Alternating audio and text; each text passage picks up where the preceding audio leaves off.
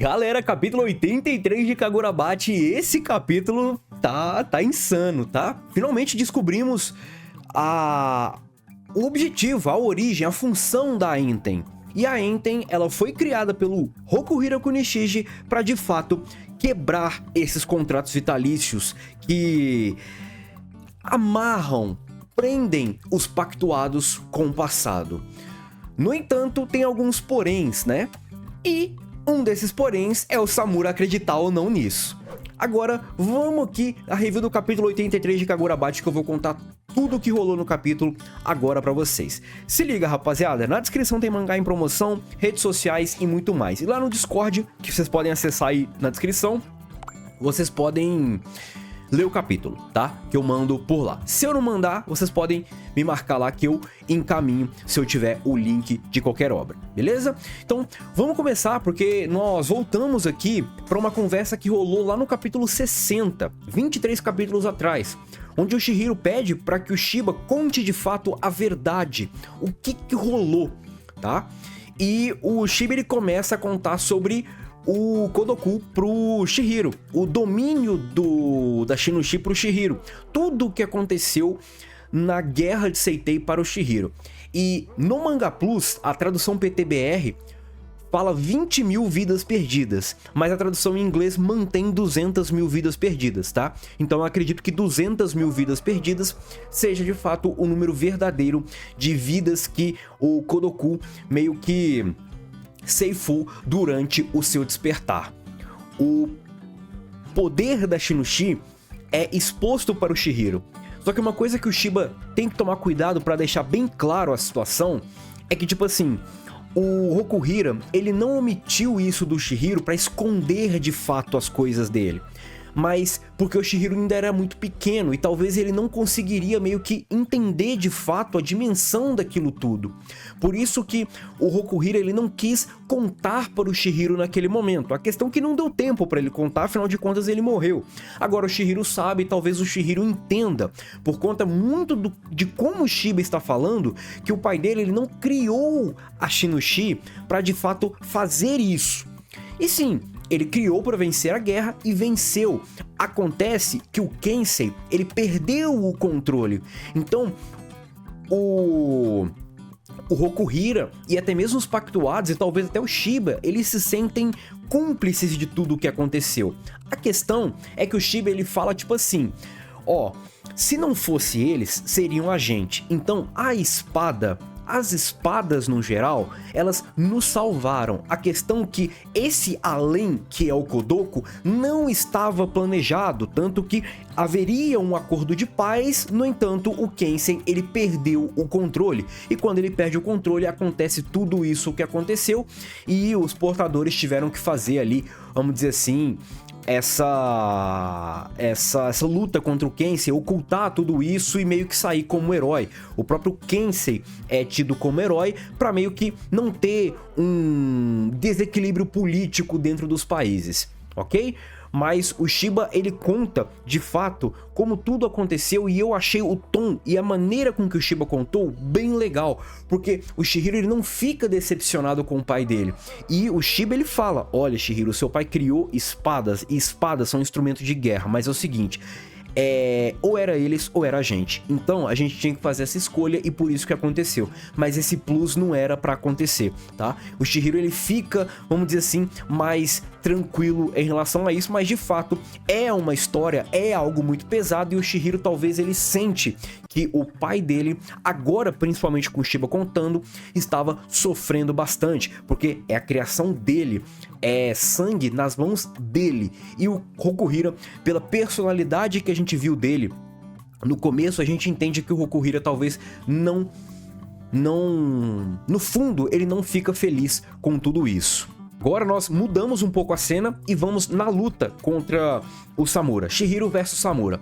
Aquela colisão de espadas, Enten e Tobimune, isola o Chihiro, e o Chihiro entende que se ele continuasse ali tentando segurar o golpe, o braço dele seria arrancado, porque foi muito forte a porrada que o Samura deu nele.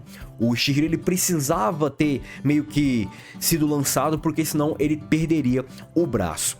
E nós temos uma lenda que começou na Guerra de Seitei, quando um monte de corvos estavam reunidos, isso significava morte e com certeza a origem da lenda é Samura Seishi, o portador da Tobimune, que por onde passa, por onde usa a sua espada, ele deixa penas pretas de corvos. E principalmente usando o cara azul, ele consegue lutar muito bem.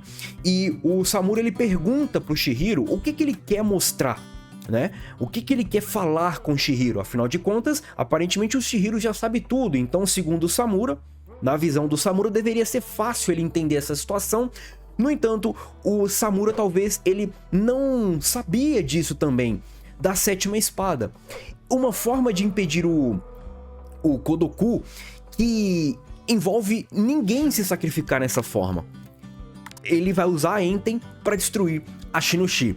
A Shinoshi é a origem do contrato vitalício. Todos os contratos estão ligados à espada Shinoshi.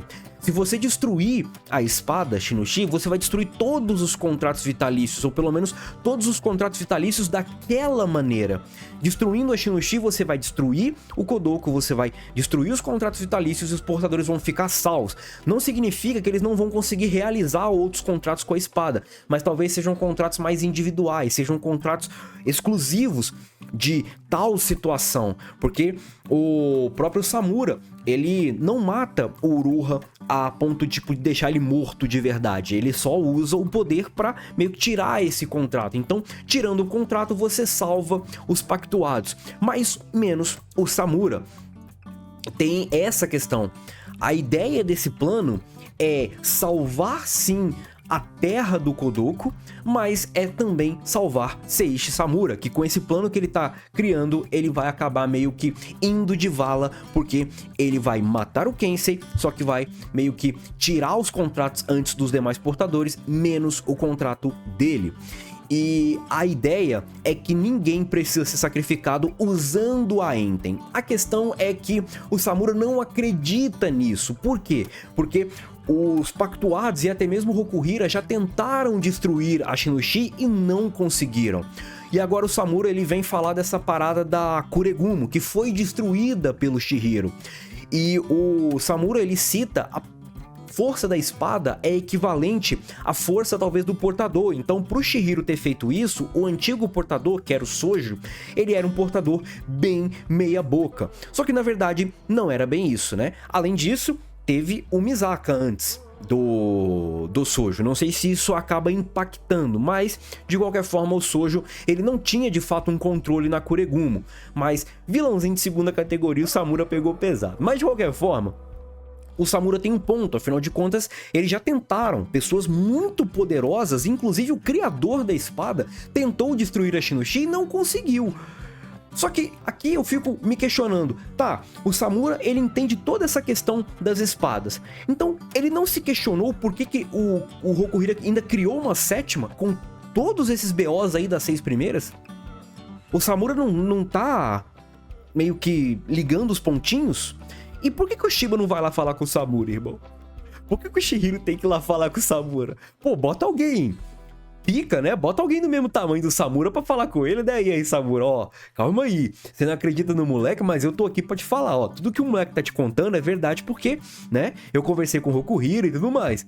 Então eu entendo que você tá boladão aí, tá puto com o Kodoku e tudo mais, mas, rapaziada, ó, calma lá porque a gente consegue meio que se livrar de tudo do Kodoku, da Shinoshi, sem ter que matar todo mundo, né? A questão é que talvez o Kensei ficaria sem portar nenhuma espada, né? Os demais talvez conseguiriam portar as Yotous com um novo contrato vitalício, um contrato vitalício individual. Mas, enfim, não tem o Shiba falando, o Chihiro vai ter que aguentar essa bronca e o Chihiro já tá entendendo um pouco mais os poderes do Samura. Isso é interessante porque quando o Samura usa o cara azul, várias penas ficam espalhadas ali ao redor de onde eles estão lutando. E essas penas, ele consegue se teletransportar por elas. Só que o Chihiro, ele acaba entendendo como esse teleporte funciona. A pena onde o Samura vai se teletransportar, ela acaba emitindo um pouco de energia. E esse pouco de energia serve para o Chihiro notar onde o Samura vai.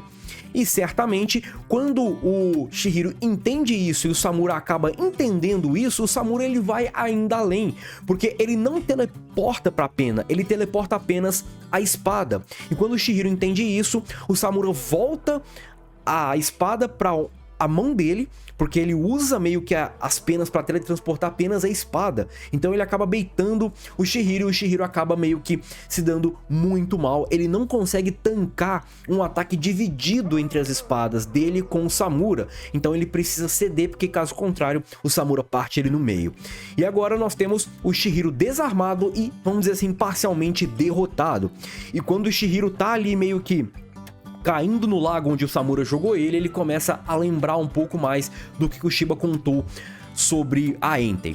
Quando o Kunishiji Rokuhira forjou uma Yotou, ele não faz um design muito detalhado das suas habilidades. No caso, quando ele forja uma Yotou. O que isso significa? Significa que, tipo assim, o Konoshiji, quando ele vai fazer a espada, ele vai fazer o seguinte: ó, essa espada vai ser pra ataque, essa espada vai ser pra defesa, e só. Ele não tenta meio que deixar bem plural as habilidades, ou tenta especificar muito bem as habilidades. Ele cria ali com uma intenção, e talvez essas intenções acabam variando de portador para portador, que o Kunishiji acaba meio que entregando essas espadas, e o próprio portador acaba desenvolvendo as espadas ou desenvolvendo essas habilidades do jeito que ele mais entende que vai ser bom pra ele, entende que vai se encaixar no estilo de luta dele, como por exemplo o próprio Uruha, que tem essa questão dos baits e tudo mais, dos Noperabus que ele acaba usando. Isso é bem interessante, né? Só que aí entra essa questão, um questionamento que eu já vinha falando há muito tempo. Se o Kunishiji ele tem algum BO com essas 6 primeiras espadas, por que ele forjou a 7ª espada? E isso tem a ver com todos esses acontecimentos e o fato disso acabar corroendo o Kunishiji. O Kunishiji, quando ele criou as 6 espadas, essas espadas eram sim instrumentos de guerra, instrumentos para matar os outros, porque era um instrumento feito durante um período bélico. Tanto que é aquele negócio, ou é eles ou era a gente. Então a gente escolheu eles. Só que a Entei, ela acabou sendo criada depois. Por quê? Porque juntamente do Chihiro, inclusive lá no capítulo 1 nós temos o Chihiro forjando a Entei com o Kunishiji. Isso é bem legal, muito interessante, né? E com a Entei forjada, o Kunishiji acabou meio que criando ali a função, o objetivo da Entei, que era de fato não se tornar uma arma de destruição, mas sim uma arma para evitar a destruição, com o objetivo então de destruir a Shinoshi.